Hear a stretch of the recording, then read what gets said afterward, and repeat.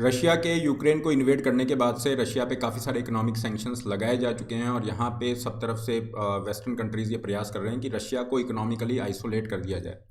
और यहीं पे भारत की तरफ से एक बड़ा निर्णय सामने आ रहा है, इम्पॉर्टेंट ये जो डेवलपमेंट यहाँ पे हो रहा है, दिस इज़ रिगार्डिंग कि एसबीआई जो है, इसके अलावा और बहुत सारे इंडियन बैंक्स हैं जिन्होंने अपने जो ट्रांजेक्शन है रशियन एंटिटीज़ के साथ में उसको रोक दिया है।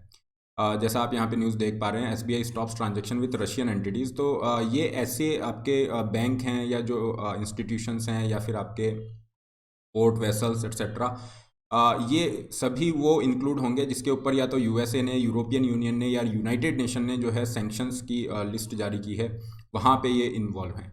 तो अभी के लिए इनके साथ कोई भी नया ट्रांजैक्शन आगे नहीं बढ़ाया जा रहा है और इसकी वजह से डेफिनेटली काफ़ी ज़्यादा इंडिया का जो ट्रेड है वो प्रभावित होगा। इम्पैक्ट इंडिया पे होगा। पूरे इशू को यहाँ पे डिटेल में डिस्कस करते हैं। This is a brief introduction about me. My name is Rahul Bhardwaj. ये मेरा टेलीग्राम चैनल है जिसपे आपको पीडीएफ और अदर इंपॉर्टेंट सेशन के लिंक मिल जाते हैं। इसके अलावा पाथफाइंडर को सब्सक्राइब करना ना भूलें इसी तरह के करंट अफेयर अपडेट्स के लिए। 27 मार्च को अनअकैडमी की तरफ से नेशनल स्कॉलरशिप टेस्ट ऑर्गेनाइज किया जा रहा है और ये फ्री टेस्ट है जिसमें आप पार्टिसिपेट कर सकते हैं। लिंक आपका डिस्क्रिप्शन बॉक्स, कमेंट बॉक्स में पिन है। Use the code RB Live to enroll in this free national scholarship test. जितना जल्दी आप एनरोल करेंगे उतने ज़्यादा आपके वाउचर्स वगैरह जीतने के चांसेस भी बढ़ जाते हैं। किसी भी क्वेरी के रिगार्डिंग सब्सक्रिप्शन और अदरवाइज आप यहाँ पे कनेक्ट कर सकते हैं इस नंबर पे।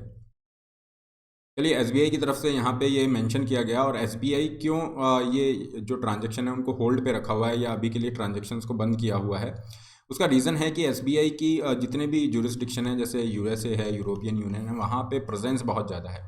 एसबीआई यहाँ पे नहीं चाहता। एसबीआई ने इसके रिगार्डिंग सर्कुलर भी जारी किया और एसबीआई ने कहा कि हम नहीं चाहते कि ये जो सैंक्शंस लगाए गए हैं रशियन एंटिटीज़ पे, उनके साथ हम ट्रांजैक्शन करें और हमारे ऊपर कोई सैंक्शंस इसमें लग जाएं, क्योंकि एसबीआई की प्रेजेंस बहुत ज़्यादा है इन सभी कंट्रीज़ में।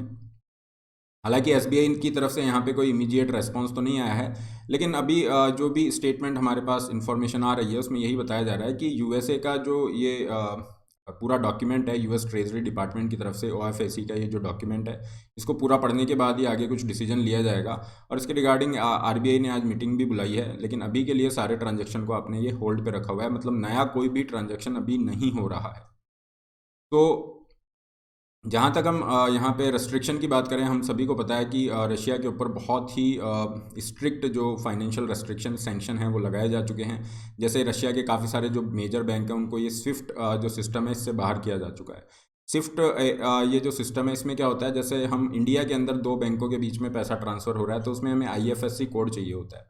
ओके, ये IFSC कोड हमें हेल्प करता है कि किस तरह से जो ट्रांजैक्शन है दो इंडियन बैंकों के बीच में होंगे। तो उसी तरह से इंटरनेशनल लेवल पे जो दो बैंकों के बीच में, एक देश से दूसरे देश के बीच में ट्रांजैक्शन हो रहा है, वहाँ पे ये हमें स्विफ्ट जो सिस्टम है या जो स्विफ्ट कोड है ये हमें हेल्प करता है।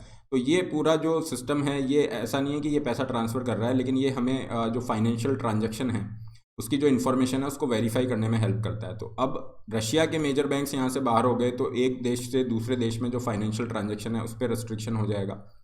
काफ़ी सारे सेंट्रल बैंक हैं जिनके ऊपर स्पेशली रशिया का जो सेंट्रल बैंक है उसके असेट को फ्रीज इन्होंने कर लिया, तो काफ़ी सारे ऐसे असेट हैं जो ये एक्सेस नहीं कर पाएगा। अब सबसे बड़ा जो रेस्ट्रिक्शन हम यहाँ पे देख रहे हैं बैंकिंग इंडस्ट्री के रिगार्डिंग, रशिया के जो बड़े बैंक हैं, स्पेशली अगर हम बात करें जैसे जुबेर बैंक है, वीटीबी है, ये बहुत बड़े बैंक है, रशिया के पब्लिक सेक्टर बैंक है। और ये क्या करते हैं, डेली बेसिस पे अरबों खरबों रुपए का लेन देन डेली बेसिस पे यहाँ पे होता है डॉलर के अंदर। डॉलर में इन बैंकों के द्वारा लेन देन हो रहा है। तो अब यूएस ने क्या किया है, इनको कट ऑफ कर दिया है कि आप हमारे जो फाइनेंशियल सिस्टम है इसको एक्सेस नहीं कर सकते, आप यूएस डॉलर के अंदर ट्रेड नहीं कर सकते हो। तो ये एक बहुत बड़ा सैंक्शन यहाँ पे पुट किया गया। इसकी वजह से जो भी फाइनेंशियल ट्रांजैक्शन है रशिया के with rest of the world वो डेफिनेटली प्रभावित होंगे, क्योंकि रशिया के बैंक्स अगर यूएस डॉलर या यूएस फाइनेंशियल सिस्टम को एक्सेस नहीं कर पा रहे हैं, वहाँ से फंड रेज नहीं कर पा रहे हैं, definitely this would be a kind of very strict economic sanction. इसके अलावा अगर हम और दूसरे सैंक्शंस की बात करें तो यहाँ पे स्टेट ऑन्ड या जो प्राइवेट बिजनेसेस हैं, है ना, उनके ऊपर भी काफ़ी रिस्ट्रिक्शन लगाए गए हैं कि वो यूएस मार्केट से फंड रेज नहीं कर सकते etcetera. Apart from this, Russia के जो एलिट हैं या जो बैंकर्स हैं या फिर ऐसे पावरफुल एसोसिएट्स या जो बिलियनर्स जो पुतिन के काफ़ी क्लोज हैं, उन पे भी सैंक्शन लगाए गए हैं। उनके असेट्स वगैरह इसको फ्रीज किया है, नए वो अपने फंड्स को रेज नहीं कर सकते। तो कुल मिला के चारों तरफ से इकोनॉमिकली चॉक करने का प्रयास किया जा रहा है रशिया को। द ओवरऑल ऑब्जेक्टिव इज़ कि किस तरीके से हम यहाँ पे रशियन मिलिट्री के लिए मुश्किल पैदा कर सकते हैं कि वो और फंड रेज ना करें। लेकिन इस सभी सैंक्शंस के बीच में इंडिया पे क्या प्रभाव होगा? देखिए, इंडिया रशिया का बायलैटरल ट्रेड लगभग अभी तक अगर हम देखें तो 9.4 बिलियन हो चुका है, और पूरा फाइनेंशियल ईयर ये ख़त्म होगा तो थोड़ा सा और ज़्यादा होगा। तो ये जो पूरा ट्रेड है, इसमें काफ़ी सारी इंपॉर्टेंट इंपोर्ट इंडिया करता है रशिया से, जिसमें आप देखेंगे कि न्यूक्लियर रिएक्टर से लेके इलेक्ट्रिकल मशीनरी से लेके डिफेंस हमारे परचेज काफ़ी ज़्यादा है। या फिर हम मिनरल ऑयल की बात करें, प्रीशियस सेमी प्रीशियस स्टोन्स की बात करें, तो ये मेजर इंपोर्ट हमारे रहेंगे। इंडिया क्या एक्सपोर्ट करता है, जिसमें फार्मास्यूटिकल प्रोडक्ट्स है, ऑर्गेनिक केमिकल और इलेक्ट्रिक मशीनरी है। तो अगर हम स्पेसिफिकली अगर बात करें कौन से ऐसे ट्रेड हैं जो बहुत ज़्यादा अभी प्रभावित होना स्टार्ट हो गए हैं, तो डायमंड इंडस्ट्री पे इसका प्रभाव देखना स्टार्ट किया जा चुका है। डायमंड पॉलिशिंग जो बिजनेस है, ये क्या करता है, जो रफ डायमंड है उनको इंपोर्ट करता है रशिया से। तो जो अब आपका इंपोर्ट हो नहीं पाएगा, क्योंकि ट्रांजैक्शन यहाँ पे आपके सब कुछ बंद है ना, और होल्ड पे चल रहा है ट्रांजैक्शन। अभी यहाँ पे ध्यान रखने वाली बात ये भी है कि जो पुराने जो ट्रांजैक्शंस हो चुके हैं या मिड वे में हैं, उनको तो जाने दिया जाएगा, लेकिन अभी नए ट्रांजैक्शन नहीं किए जा रहे हैं ना। तो डायमंड पॉलिशिंग बिजनेस ये बहुत नेगेटिवली प्रभावित होगा। इसके अलावा इंडिया काफ़ी सारा सनफ्लावर ऑयल यूक्रेन या रशिया से इंपोर्ट करता है। हमारे क्रूड ऑयल इंपोर्ट हैं रशिया से, वो इम्पैक्ट होंगे। हमारे डिफेंस हार्डवेयर, इंडिया में लगभग 60 से 70% डिफेंस जो है हार्डवेयर रशियन ओरिजिन के हैं, तो वो सारी चीज़ें डेफिनेटली इम्पैक्ट यहाँ पे हो सकती हैं। अगर हम एसबीआई की ही बात करें पर्टिकुलरली, तो एसबीआई और कैनरा बैंक का यहाँ पे एक जॉइंट इनिशिएटिव है, कमर्शियल इंडो बैंक।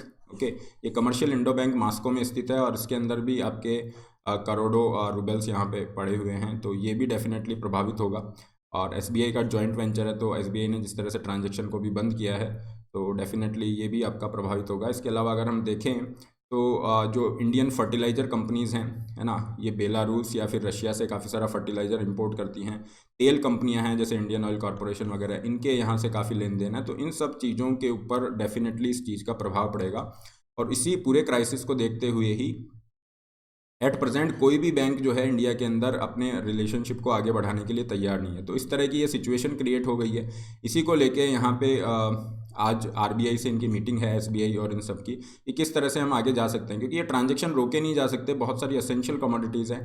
तो अगर इंटरनेशनल लेवल पे जो फाइनेंशियल सैंक्शन लगे हैं, उनका क्या कोई अल्टरनेटिव है? क्या रुपी और रूबल ट्रेड के रूप में हम इन ट्रांजेक्शन को बाईपास कर सकते हैं, ताकि जो असेंशियल आइटम्स हैं उनका ट्रेड जारी रखा जा सके? तो this is all. PDF of the session will be available here. And apart from this, Unacademy से आप जुड़ सकते हैं। ये टेस्ट सीरीज जो आपको अवेलेबल कराई जा रही है, 28 नंबर ऑफ टेस्ट 3000 की फ़ीस के साथ अवेलेबल हैं। 56 नंबर ऑफ टेस्ट आपको 4000 की फ़ीस के साथ अवेलेबल हो जाते हैं। इसके अलावा जो भी बच्चे 2023 या 24 की तैयारी कर रहे हैं यूपीएससी की, उनके लिए एक सुनहरा मौका है। 63,000 की फ़ीस के साथ आपको कॉम्बो सब्सक्रिप्शन मिल जाता है, जिसमें प्री, मेंस और ऑप्शनल की तैयारी हो जाती है। Use the code RBLive to get maximum discount and personalized guidance. Similarly, you can go for Iconic, जहाँ पे आपको पर्सनल मेंटरशिप मिल रही है। सब्सक्रिप्शन लिंक डिस्क्रिप्शन बॉक्स में है। ये फ़ीस Iconic की दी गई है, ये ओनली GS की फ़ी यहाँ पे है। पर्सनल कोच लाइव मेंटरशिप के बेनिफिट आपके Iconic के साथ हैं। इसके अलावा केवल ऑप्शनल की फ़ीस यहाँ पे मेंशन है। एंड लोन फैसिलिटी के लिए आप यहाँ पे जा सकते हैं। और इसके अलावा अगर हम देखें तो नए बैचेस आपके स्टार्ट हो रहे हैं, जिनमें आप अपना सिलेबस पूरा कर सकते हैं। So this is all. Don't forget to like, share, subscribe. All the best, have a great day.